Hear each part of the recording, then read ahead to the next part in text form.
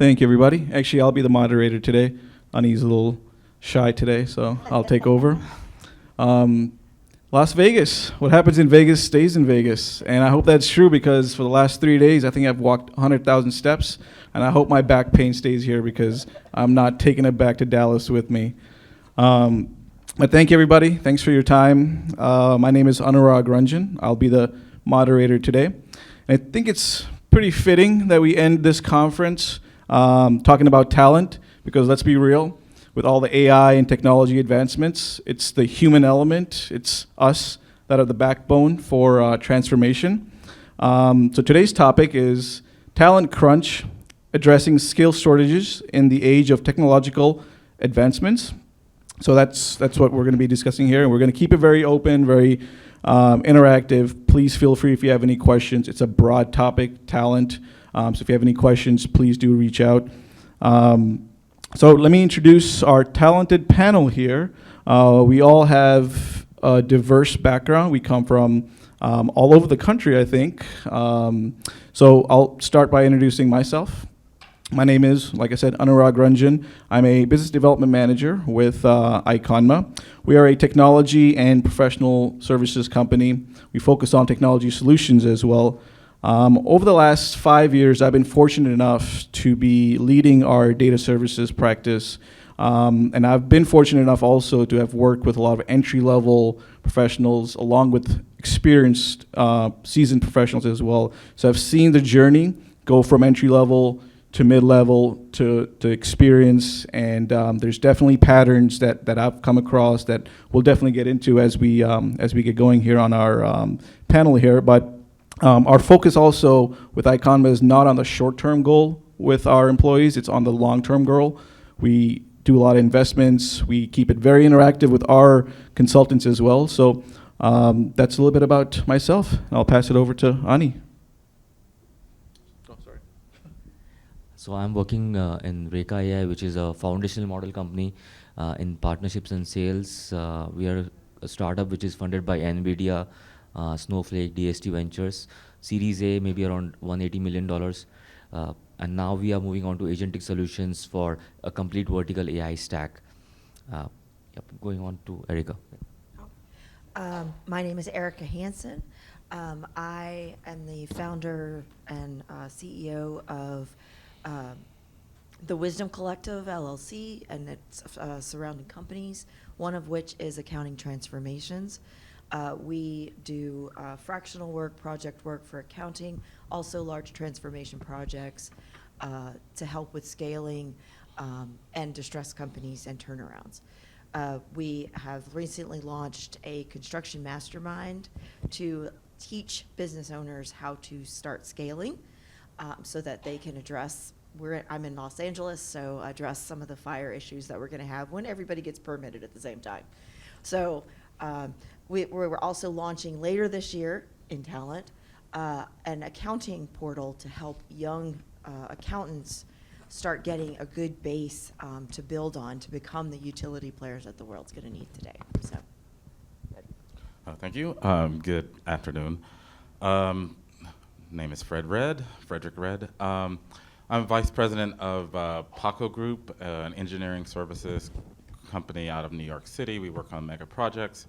And I'm also a professional opera singer, also in New York. So the past 25 years I've been doing both and living the dream. He's going to give us a show later on today. You'll have to pay for it. All right, so the way we decided to go about it is we selected 4 questions, and we're going to sort of piggyback off of each other. It's going to cover a few different areas, but all relating to talent and how talent and the gap between talent and where companies are and what they're looking for at the moment. So I guess we can get started. And feel free to ask any questions if anybody has any questions at all. So the first question is, how can companies bridge the gap between current workforce skills and the market demand for AI-related skills? I'll start off with that. So I've been, like I said, fortunate enough to manage our data services, and we're in the consulting business. We work with our customers and clients, and over the last several years, we've really looked at our consulting team and what we've done and to grow that. We've invested a lot of time with our consultants to help them in training on specific technologies and specifically on what our customers are looking for. We've started a boot camp, which is about 5 weeks long. We partnered with local universities. We bring the students on board and have them go through a 5-week boot camp on specific technologies, for example, Databricks or Snowflake, or you can look into SQL and Python, some of those coding skills. And we've helped students sort of learn that, and once they've graduated from our boot camp, we've deployed them onto our projects that we've ongoing and added them into specific assignments and also introduced them to certain mentors. So I think training and upskilling is one of the biggest things that any companies can do, and that's one of the areas that we've seen success, and we grew our consulting base by almost 50% in the last 2 years. So I think those are some of the main important things, and I'd open it up to anybody else if you have anything to add to that. When I'm talking to owners and founders, I tell them there are 3 words that can reduce your problems by about 60%. It's train your people. Over the last 10 years, I've noticed that companies aren't training the way they used to. It's been slowly eroding, and over the last 5 years, it's been even worse. And I think that the problems that we're having, the chaos that's happening inside of companies, is a direct result of part of that. Because when you think about it, when you train your people, they're engaged. They know what they have to do. They know when it's something that's outside the gray area, that they know when it's time to raise their hand, right, and say, hey, I got a problem. That when those people are engaged, when your employees are engaged, right, you're retaining knowledge, they're pursuing and pushing through and solving additional problems, it makes your customers happier. There's a lot of benefit there. It makes your vendors happier. Your environment, your culture is a lot better. And you're not getting all the litigation that you get when the employees are not trained and not happy. So when I'm talking to that business owner, I'm trying to pivot them back to, you gotta focus on the training. Because if you're not focusing on the training, you're missing a lot of opportunities. And on top of that, our new generations that are coming into the workforce, they learn learn differently, and they want to be taught. And they are a little bit younger on their journey of building the problem solving and critical thinking muscles. It's a muscle that has to be built. And when you start your generations off with cell phones and internet automatically attached to their hand from birth, that reduces their problem solving and critical thinking development. So unless they're having that engagement to do the trainings, then it's making their journey to build that problem solving and critical thinking muscle a little bit longer. And they want to learn. And when you're able to engage them like that, then that's going to get them where they need to be. And guess what? The generation that's known for job hopping will start reducing the job hopping, because now they've got something that they can look into, they can dig into, they can start using their skill sets, their unique skill sets, because now they've got a little bit stronger ground to start working with. So in order for the companies to adapt to the differences in the generations, one of the things they're going to do is they're going to have to invest in the training. Yeah, that totally makes sense. And what the biggest difference that I'm noticing, we're here in a conference, the education conference is right next door, and I attended one earlier today. The curriculum that students are learning at the moment, or just historically, does not match up with what companies are looking for when they're hiring. For example, we do a lot of staffing and recruitment. Companies are looking for somebody with 5 to 10 years of experience. That supply is just not there. Students that are currently graduating do not understand, or may understand it, but they don't have that depth of knowledge when it comes to AI or some of the latest and greatest technologies with data analytics or data engineering. So there is a big gap over there. So definitely upskilling, definitely, education reform needs to be done, and it needs to be done now, because technology is changing so fast that, something has to be done. So that's kind of what a few thoughts to that. So I think. Yeah, and I'd like to add to that with regard to curricula. It's changing so fast that the ability to have the syllabus for the training for the students, it's not available because it's moving so fast that it's it's going faster than the pace of the educational venue to get them on board. And the second part that I'd like to add, based on your comment, is your critical thinking. I mean, you can have 18,000 degrees behind your name, but if you don't have critical thinking, it's really not worth. I mean, you can have 18 degrees in AI, but if you can't think critically, you're not going to be very successful. And that's something that gets left out of the academic world, is how to become a critical thinker. Yeah, totally. I think that critical thinking is so important. You know, when we're in school, we don't really get that practical understanding of what's happening in the corporate world or just with any company. So, you know, there has to be a way for the corporate side of things to merge with the educational side of things, so that students can see how work is performed, you know, how people attend meetings, how, you know, just the whole way, the way project management is handled. So those are, you know, some of the more important things I feel, on top of just the basic framework of understanding how to have those technical skills. So moving on to the next question here. So this one's an interesting question. So Ani, what do you think about this? What are the radical shifts in employment and talent shortage currently as we see it? I know we talked about this a little bit yesterday. We talked about a few things, you know, historically and you know, some of the patterns that you've seen, but what are your thoughts? Yeah, thanks for that. I think it's been the Industrial Revolution in the 1800s, the steam engine, those kind of things have, like earlier there were no ships, you had to row on your own, and now the steam engine, it moved, you made bigger and bigger ships. And similarly, that's what happened with farming as well. So you have industrialized farming, and from then on, you have like lesser people working in the farms, but those people are not unemployed, right? They are doing something else. So that's the similar shift that's going to happen with AI and agentic AI, is that we are going to do much more complex things going forward, maybe floating cities, underwater cities, we don't know. And for that, there will be a lot of human intervention that is required.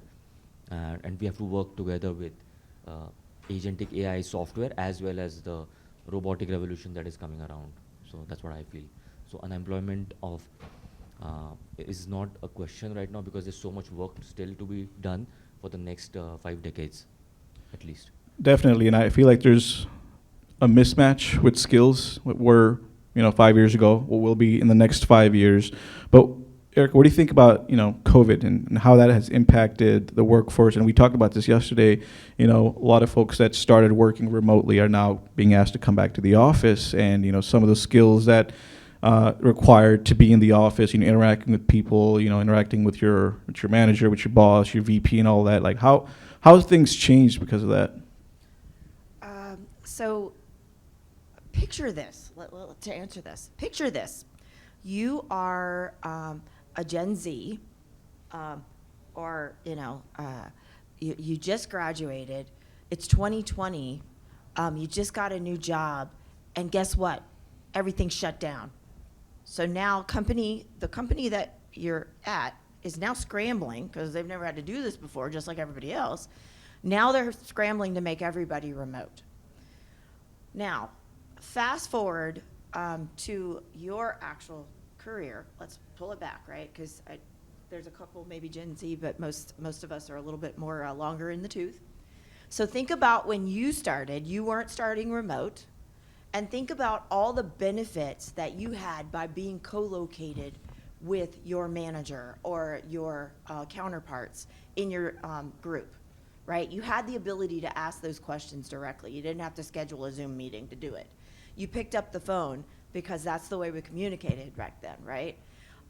Now, let's go back to the Gen Zer who's been working remote all this time and did not have the benefits of being able to go to their manager's office and knock on the door and say, hey, I'm kind of stuck on something. Can you just give me 5 seconds and get me back to where I need to be, right? How would that affect your learning journey and your engagement levels? So it leaves, I mean, this goes back to the big debate of what the benefits of remote versus not remote and hybrid and all that stuff, right? But think about what you would be missing about being in your department or co-located with other people. In accounting, because I'm kind of the odd man out, in accounting, it becomes very critical because it's an easy way for the group to coordinate. And, with accounting, there's always a lot of balls in the air at the same time when you're trying to close the books for the month. And if you have to constantly get everybody on the phone for Zoom, it creates a drag on the progress of the close. So just doing something like that happens every single month, but it's a pretty intense period, especially depending on what company it is. It can be very detrimental, and it can feel like it's very hard to get things done. And so if you are seeing that as a new person into the workforce, that could be problematic because you will feel like, okay, I'm kind of stuck and I don't know where to go. Nobody has time for me, and I kind of have to figure this on my own. Oh, let's think back. By the way, I don't have my problem solving and my critical thinking skills developed yet, so I kind of sit there and flounder. So we need to keep those things in mind. Right, wrong, or indifferent, whether it's remote or hybrid or whatever it is, but there's still some benefits to all of them. And I think trying to figure out how to balance that with the needs of the new generations that are coming in. I mean, all of us should think back to when we really started. What were the things that really made an impact to us? We may not have realized it at the time, but what was it that really made an impact to us when we were new to the workforce? Right, 100%. And you want to add anything to that, Fred? Yeah, I mean, I think that, thanks. I agree wholeheartedly what you said, and I do see a shift in terms of we're having we're an engineering firm. We're having a time finding talent to field these enormous mega projects, and all of the consulting firms we're all going after the same resources. And the problem is we'll put someone in that's lesser experienced. For example, we placed a person on a major project, and he was a Gen X or Z or whatever you call them. I don't know. Z, thank you. So he got fired because the client said he just stopped coming to work on time. And we told him for 3 months that you really need to be here on time. And I said, I wish you had told me sooner. And then I talked to the employee. I said, well, what's going on? He said, well, I go to work and there's nothing for me to do. Why should I go there and be there at 8 o'clock? I just show up when and it's like he just didn't understand the work environment because maybe he was in a hybrid or remote working condition, and he didn't understand the work dynamics. And those are the types of issues that we're faced with. And how do we bridge that gap? Partly is, if it's a hybrid or a work location where you can mentor the young workforce and show them the ropes or show them all of the social mores or things that you should do in business, I think it's super helpful. Definitely, and something you said earlier, that one of the things I've noticed is because of COVID, a lot of our consultants, entry-level folks, they're working behind a computer, not going into the office. Now that they're being asked to come back into the office, the challenges that I'm seeing is that, they're really stuck behind just getting their work done, and then that's it.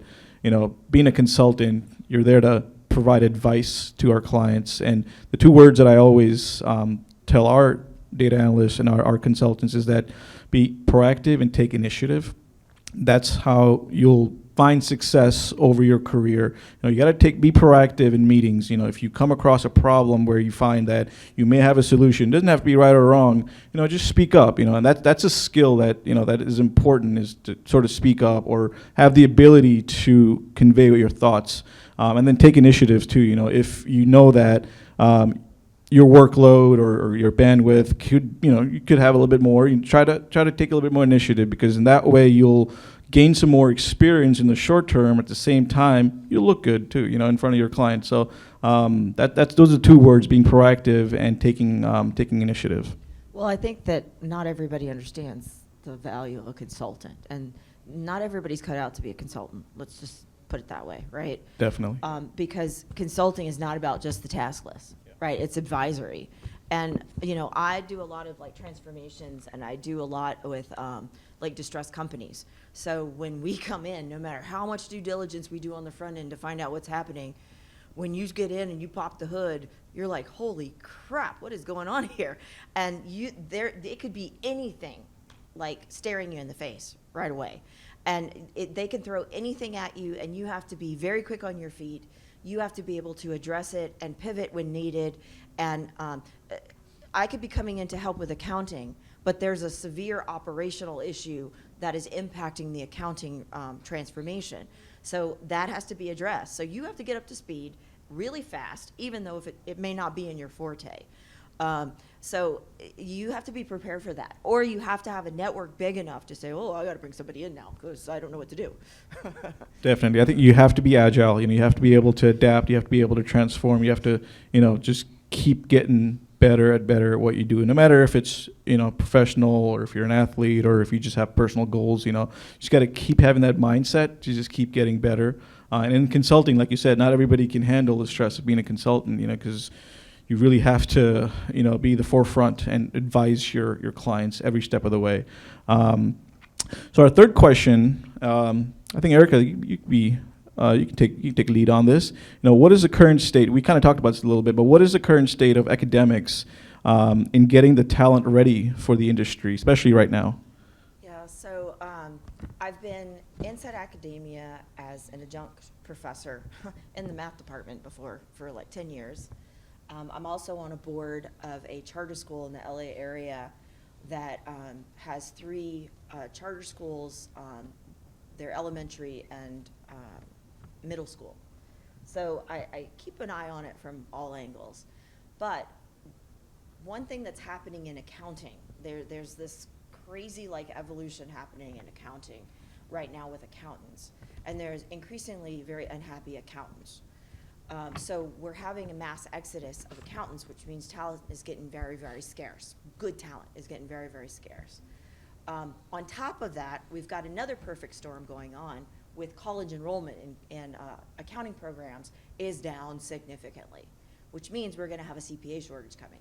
Plus, we've got a CPA exam that's requiring additional hour requirements just to sit for the CPA exam, which makes it even more daunting and unappealing to young accountants. The accounting enrollment in colleges is down significantly. Let's face it, the Gen Zers don't think accounting is sexy. And most people don't like math, which they don't really realize that accounting does not have a ton of math in it. Most of the computers do that for you. But what happens is all of this is happening, and I think that accounting salaries are going to go up significantly, probably by the end of this year. I would not be surprised if it's probably 10% by the end of this year, because the disarray that's happening in companies, the exodus that's happening with accountants, the low enrollment in colleges, and the colleges, they can't prepare the accountant. Think of most accountants, right? The typical accountant is the person that's very structured. They like rules. They don't like chaos. They like predictability, right? That is not what the current environment of a business is, right? Most businesses, no matter how good they are, no matter how big or small they are, they're very unstructured in between, right? That does not speak to an accountant's soul, right? That is very contradictory to their soul. When you have that kind of chaos, and then think about the other part that's happening in accounting and HR as well. Those are departments that are typically considered non-revenue generating departments. So guess where's the first place they're going to cut when they have to do budget cuts? They're going to hit the non-revenue generating departments. And then they get leaner and leaner and leaner, but the requirements for accounting and HR keep going up and up and up. You're having less talent available right now, and that is going completely against the accountant's wheelhouse. So companies are in disarray. It's causing additional strife. We've also got back to the colleges. They're not able to keep up and prepare these accountants to say, hey, everything is not roses and structured when you're inside those companies, right? Your goal is to have the reduction in that chaotic environment, but the world today, the economy today, the way companies are operating, It's not that, right? There's a lot of disarray. Every time I work on a distressed company project, I say, oh, this is the worst I've ever seen. And then I get to the next one, and I'm like, holy cow, how are they still in business? This is the worst I've ever seen. And it's been progressively doing that for like the last 5 years. And I'm like, how is this happening? But then I listen to the news. I worked for Boeing back in like early 2000s. And they had a phenomenal training program in-house, right? They had an entire division, Boeing, think Boeing, 160,000 employees. They had an entire division that worked through not only their government side, but their commercial side. They had a phenomenal back-end training program, and every single person from the janitor to the CEO and everybody in between had a set amount of requirements, just like college curriculum, right? You had a set amount of requirements that you had to do for your training for that year. Part of it was the standard training that you had for whatever role you were in. And then the other one was like kind of like think of college, like electives, right? So you could, if you were an accountant, you could take an intro to engineering, like snippet class as part of your electives, and you could find out more about the other parts of the company. It was excellent. It helped with retention, right? All your people were trained, and there were process items that you had to do in there as well.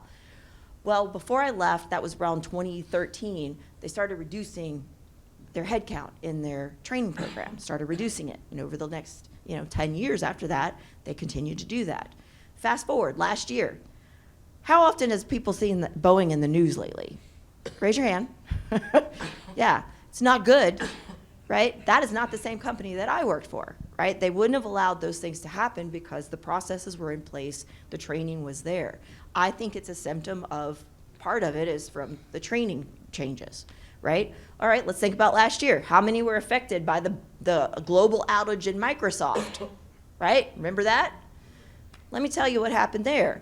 They had a third party who is also a very large company that did one of the front end products that was for this tool that they were rolling out. They did their work on it, and somewhere along the line, they skipped one of the testing steps. They shortcut the testing steps. Well, they threw it over the wall to Microsoft. Microsoft was doing their thing. Somewhere along the line, somebody missed a testing step there. Guess what? They release it into the world. Guess what? Crash. So when powerhouse companies like Boeing and Microsoft are having these kind of issues, what do you think is happening behind the doors on small and medium-sized companies right now, right? So that don't have those formal programs and don't have that legacy and everything else going on, right? So we are at a really crazy perfect storm right now. And we, as business owners and participants, need to start doing things. We need to start that evolution to look the other way, right? They're not completely getting it in college, and that's if we can get the enrollment, right? So we have to think, how can we affect this in the long run for my company's longevity? Remember I mentioned that I was starting an accounting mastermind training program at the end of this year. I'm building content. One of those things that I saw was the world of business needs utility players, right? Accounting is going toward the utility player. They need broad experience. They need different sizes of companies, all of which are not in the normal accountant's wheelhouse. Most accountants are creatures of habit. Like I said, they like structure, most of them will stay in the same size of company for most of their life or the same industry for most of their careers.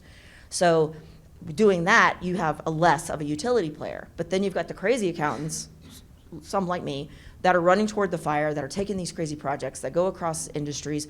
But the really important ones are they have a background of training teams, right? Building those high performance teams. Those accountants that are very utility players that can train teams, most of them are at the level where they're getting close to thinking about retirement.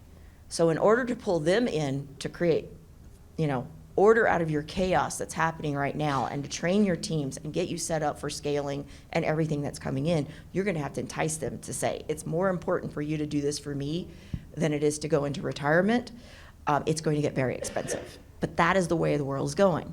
So these Gen Zers, the millennials that are at certain levels of their growth trajectory, they need that extra help. They need a base to get to being a utility player, right? And some of that's not getting taught, right? We got a hole there. Thank you. We are running short of time, so will you have the last question, Fred? Yeah. Okay. Yeah. So, the interesting question. How is technology impacting the balance between the soft skills and hard skills? Yeah, it's a great question. And me being in technology and the art and the arts, I've learned how to combine hard skills and soft skills.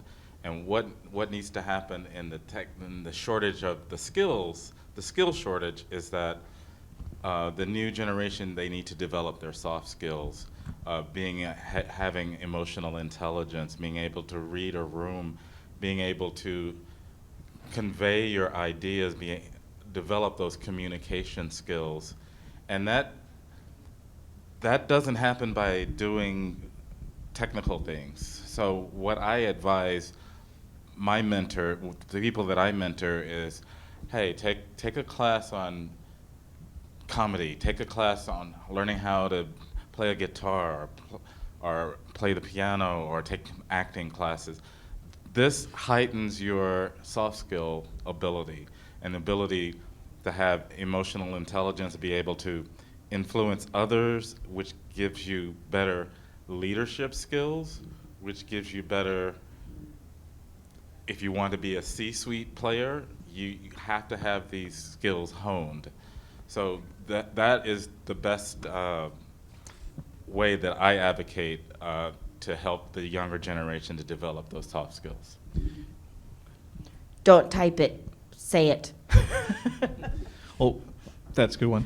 One of the things that we've done in our organization is, for example, we have a very large team of consultants, and they're all working on a specific project. And, me, myself, I learn better from just seeing others and just talking to others. And we've implemented this thing called 10-10s.